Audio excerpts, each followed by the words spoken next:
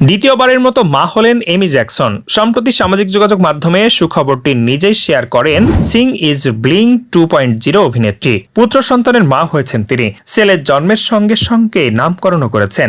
একরতিকে তোয়ালে মুড়ে প্রকাশ্যে এনেছেন। অভিনেত্রী তার পোস্টে লেখেন, স্বাগত অস্কার আলেকজান্ডার। খবর ছড়াতেই অনুরাগীদের দাবি অস্কার পেলেন নায়িকা।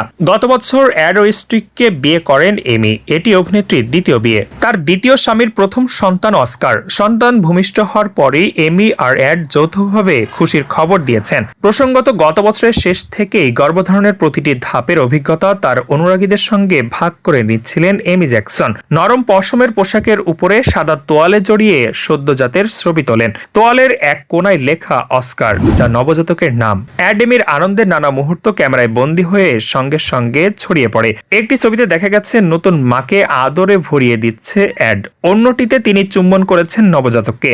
নতুন মা বাবা এদিন সাদা পোশাকে নিজেদের সাজিয়েছিলেন।